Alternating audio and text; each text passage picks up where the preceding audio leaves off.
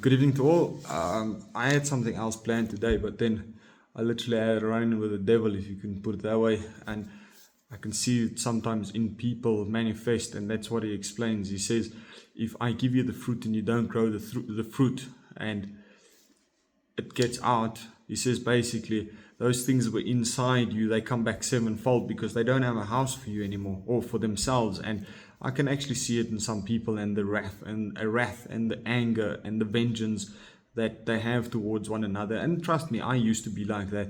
And as you would have seen by my life story, I actually had a reason to be like that. Not that I'm excusing myself from this, because God says that He's put His testament, His commandments on your heart, and He says that each one of us knows right from wrong. So even though the flesh experiences a lot of trauma, if we do believe in God and we trust in His word, He breaks that trauma immediately and He heals you unabundantly, because we're all children of God. He doesn't want us to suffer.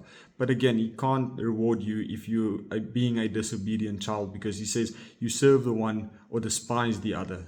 You cannot serve both God and Mammon. It's all the way or no way for Him.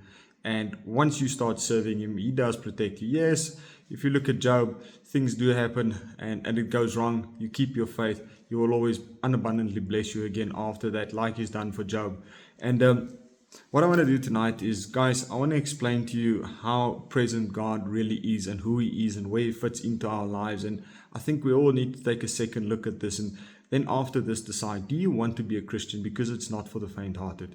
God didn't come for the righteous. He didn't come for the lukewarm Christians. He came for the guys who really honestly want to love Him, build a relationship with Him, honor Him and obey Him. And how do you do that? You keep His commandments. You do what He's told you to do. You be kind, you be gentle, you be loving, you be long-suffering, be like Him, like He's written, be like my Father, be perfect. That is what He's expecting of us. And no, we're never going to be perfect. We are in a sinful body, but like Paul writes and John writes, he says, he who continues in sin and says he loves the Lord is a liar, because you should stop and you should be better. And I'm a living testimony to that. I used to be ruthless, as you would have seen by my videos by now. And from here, in my personal testimony, I'm still going to get to that. From here, I'm old enough to be extremely aggressive. And I'm going to explain this to you guys. And God has unabundantly blessed me, and He's changed my life in a way that nobody can ever understand. And it's only getting better, and it's only 8 months. Yes, He's been changing me for a while now, but He is truly a God of change once you start becoming obedient. I was disobedient. That's why it took me so long. So what I want to explain to you guys is, He said in the beginning in Genesis, He made Adam and Eve, and He made them in Him. It's not a typo. He didn't make a mistake in the Bible. He did make Adam and Eve in Adam. So for people who didn't know, we only recently found this out in biology, is men carry the X and the Y chromosome. The X chromosome is the female, the Y chromosome is the male.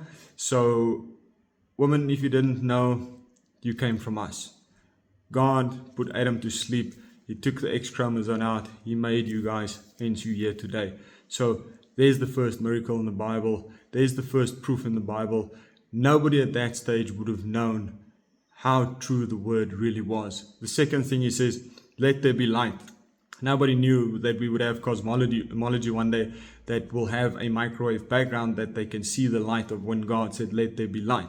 And while we're on the microwave background, He also said, let there be a firmament amidst this thing, and let the waters separate from the waters above, separate from the waters below. And yes, there is a firmament. It's called the mind of God. Most people call it that. And you can Google it and you will see it's round. There's a firmament, and outside the universe, there's something that we don't know, because we can't comprehend what God really is. We only experience a fraction of Him through the Spirit, the Holy Ghost.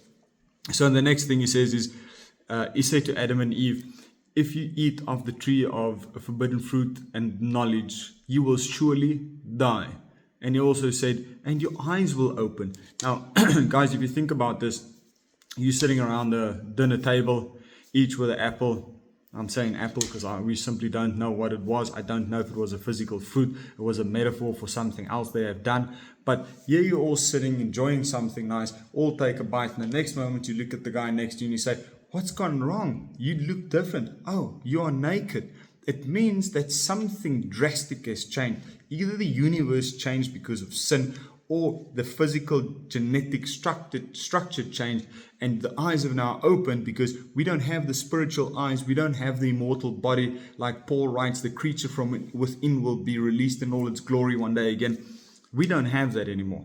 We now have an eye that sees from spectrum 400 to 720, from 400 down and 720 up exists. The fact that these eyes don't see them doesn't mean it doesn't exist. And if you don't believe that, then why does an X-ray machine look inside your body on a different microwave level? It proves to you that there's more to be seen. We simply don't see it.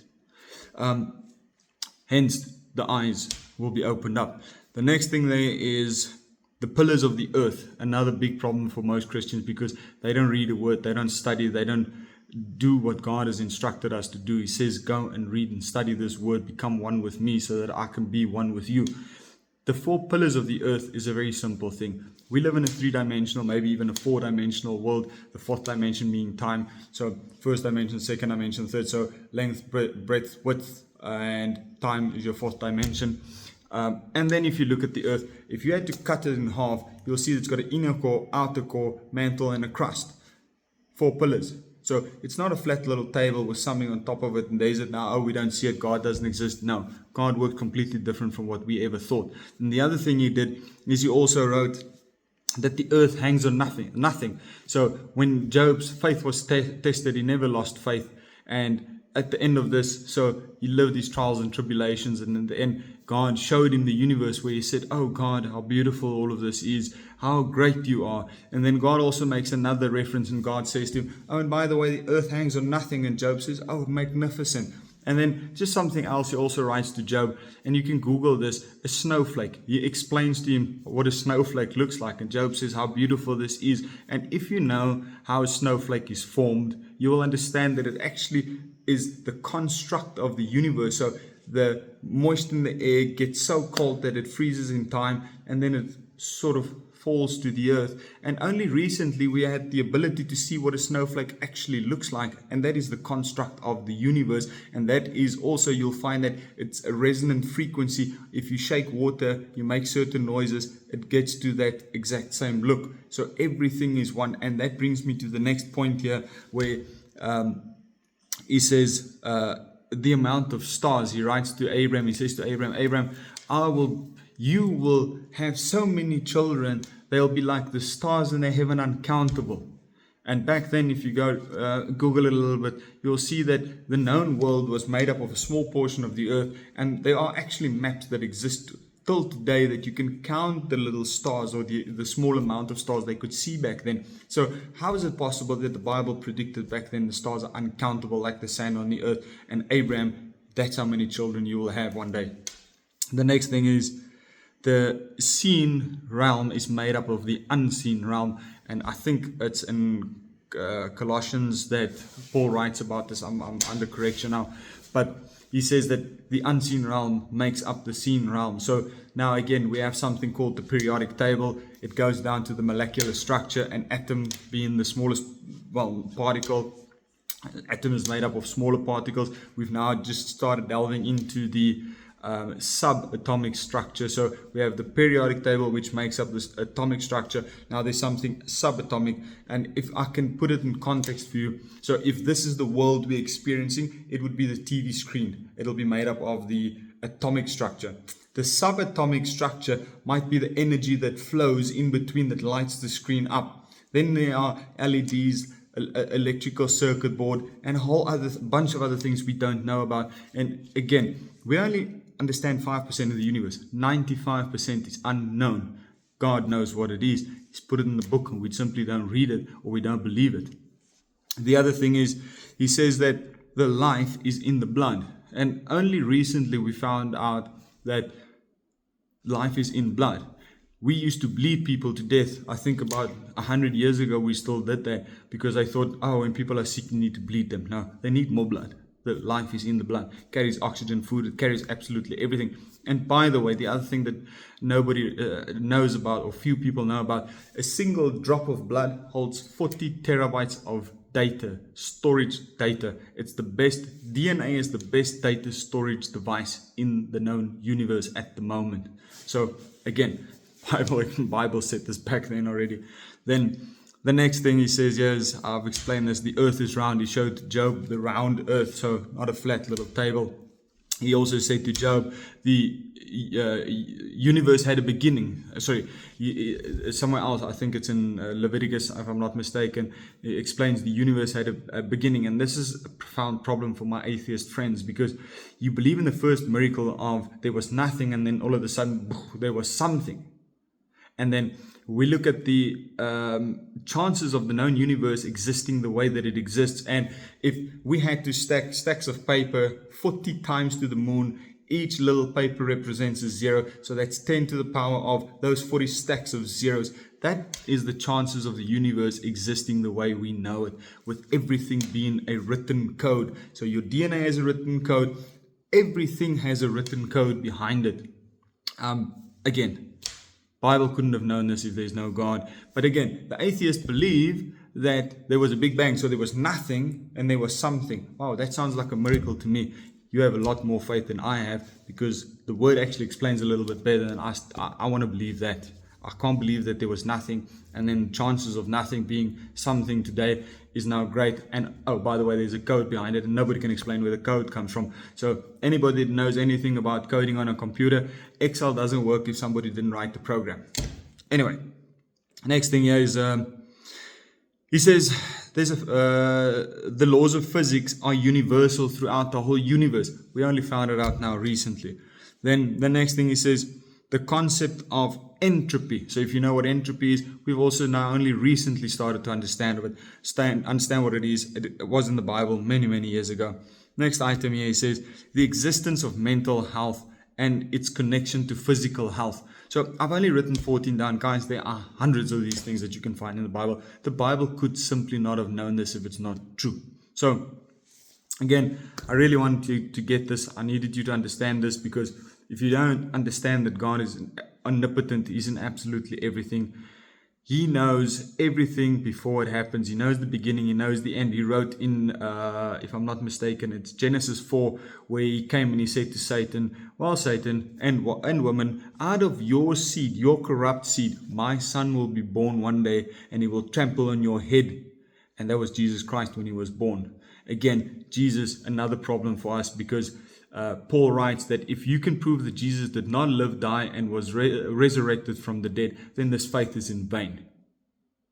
We cannot prove that Jesus didn't live. There are historical facts for Jesus' existence.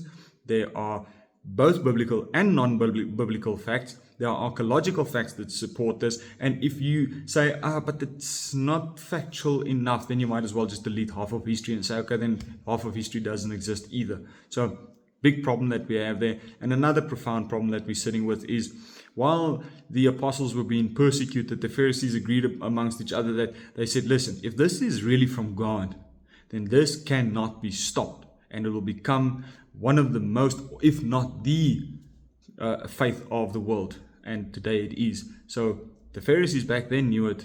I don't know why we don't know it today.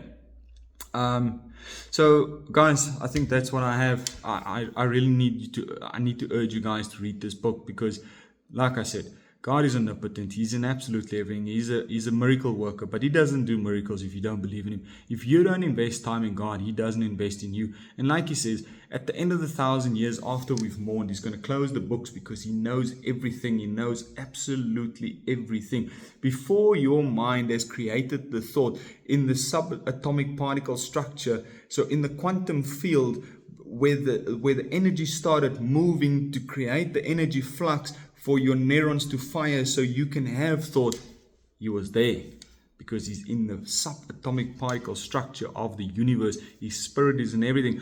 Give you another example to think about tonight. If I lay down 3 phones next to each other, one MTN, one Cell C, one Vodacom, each one will only pick up its own network. Does that mean the network is not omnipresent? No. It simply means you tune into the wrong channel. And that's what God is telling us.